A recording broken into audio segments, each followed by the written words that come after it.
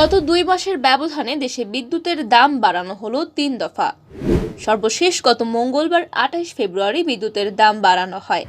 এর আগে জানুয়ারিতে 2 দফা বাড়ানো হয়েছে বিদ্যুতের দাম, অর্থাৎ 1 মাসের ব্যবধানে আবারও বাড়ানো হলো বিদ্যুতের দাম। বিদ্যুতের দাম বাড়ানো হলেও কাঙ্ক্ষিত সরবরাহ পাচ্ছে না গ্রাহকরা। বিভিন্ন সময়ে মেরামত ও রক্ষণাবেক্ষণ কাজের জন্য বিদ্যুৎ সরবরাহ বন্ধ রাখছে বাউবো। এর বাইরেও অসংখ্যবার লোডশেডিংয়ে পড়তে হচ্ছে নগরবাসীকে। শীতের আমেজের শেষে গরমের আগমনী বার্তা বইছে সিলেটে।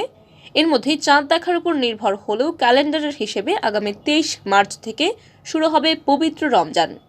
রমজান মাসেও নিরবিচ্ছিন্ন বিদ্যুৎ সরবরাহ নিয়ে কোনো সুখবর নেই। বাউবো সূত্রে জানা যায়, সিলেট বিভাগে বর্তমানে দৈনিক 390 মেগাওয়াট বিদ্যুতের চাহিদা রয়েছে।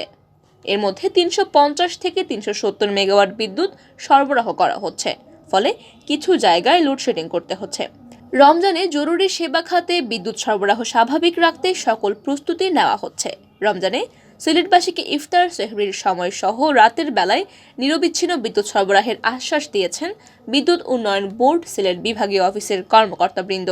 বাংলাদেশ বিদ্যুৎ উন্নয়ন বোর্ড পিবিডিবি সিলেট বিভাগীয় অফিসের প্রধান প্রকৌশলী মোহাম্মদ আব্দুল কাদির জানান, আসন্ন রমজান মাসে সিলেট বিভাগে দৈনিক বিদ্যুতের চাহিদা সর্বনিম্ন 670 মেগাওয়াটের মতো দাঁড়াবে। রমজানে ইফতার ও সেহরির সময় সহ রাতের বেলায় নিরবিচ্ছিন্ন বিদ্যুৎ সরবরাহের নির্দেশনা রয়েছে।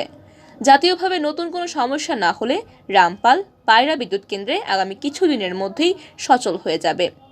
এছাড়া জাতীয় গ্রিডে ভারতের আদানি থেকে আমদানি করা বিদ্যুৎ যোগ হলে রমজানে সিলেটে বিদ্যুৎ নিয়ে তেমন সংকট হবে না। আব্দুল কাদির বলেন, দেশে 24,000 মেগাওয়াট বিদ্যুৎ উৎপাদনের সক্ষমতা রয়েছে, তবে বিশ্বব্যাপী জ্বালানি সংকটের কারণে পুরো দমে তা উৎপাদন করা যাচ্ছে না। গ্যাস ও কয়লার অভাবে কমে গেছে বিদ্যুৎ উৎপাদন। লোডশেডিংয়ের সঙ্গে পাল্লা দিয়ে গ্যাসের তীব্র সংকট চলছে। কাদির আরও বলেন, জরুরি মেরামত ও রক্ষণাবেক্ষণ কাজের জন্য সিলেটে প্রায় বেশ কিছু এলাকায় বিদ্যুৎ সরবরাহ বন্ধ করা হয়। এটি সিলেটের একটি প্রকল্প। শীতকালে উন্নয়নমূলক কাজের জন্য বিদ্যুৎ সরবরাহ বন্ধ রাখা জরুরি।